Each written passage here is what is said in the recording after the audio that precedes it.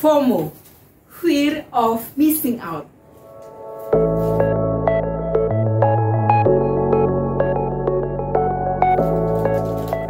Saudara-saudara yang terkasih dalam Tuhan Yesus Kristus, istilah FOMO adalah sebuah istilah psikologis yang mau menggambarkan tentang keadaan seseorang yang tidak nyaman atau mengalami kecemasan berlebihan ketika ia ketinggalan berita-berita terkini, ketinggalan informasi terkini, atau ketinggalan sesuatu yang sedang ngetren.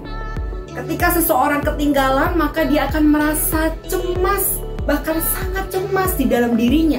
Ia selalu ingin mengikuti apa yang sedang tren, apa yang sedang terjadi, apa informasi terkini, dan ia selalu ingin mengambil bagian di dalamnya. Nah, saudara-saudara yang terkasih dalam Tuhan Yesus Kristus, ada begitu banyak ciri ketika seseorang mengalami fear of missing out.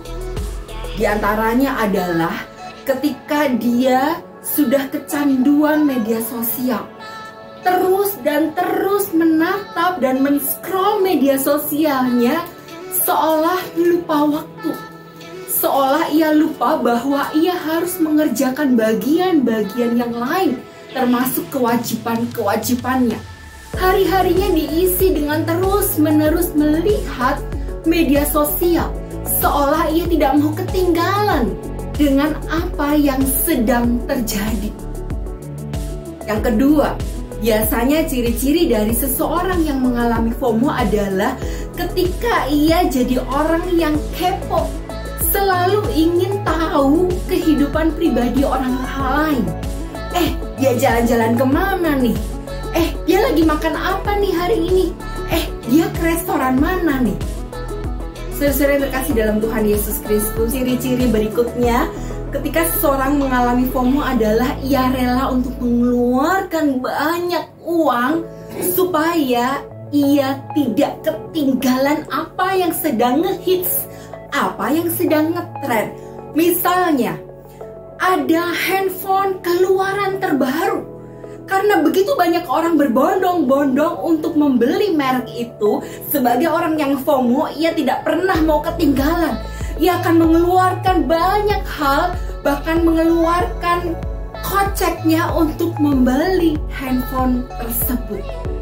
Atau ketika sedang ngetren sebuah makanan tertentu dan semua orang berbondong-bondong untuk memposting di media sosial, sebagai orang yang FOMO dia juga tidak mau ketinggalan. Ia akan ke restoran tersebut sekalipun jauh sekali dari rumahnya, dan kemudian akan membeli dan juga memposting sekalipun harganya sangat mahal. Nah, saudara yang terkasih dalam Tuhan Yesus Kristus, barangkali kita bisa mengatakan bahwa ya wajarlah kalau saya nggak mau ketinggalan. Wajarlah kalau saya ingin up to date. Wajarlah kalau saya ingin untuk mengambil bagian dalam apa yang sedang terjadi. Tetapi FOMO sebetulnya menyadarkan kita betapa kita hidup dengan tergesa-gesa, betapa kita tidak mensyukuri apa yang ada di dalam diri kita, dan betapa kita hidup dengan tidak wajar.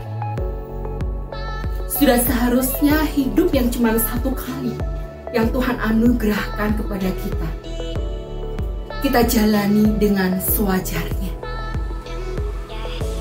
Sebelum kita masuk dalam kategori FOMO, mari mencoba untuk berefleksi. Apakah yang saya kejar adalah bagian yang memang penting?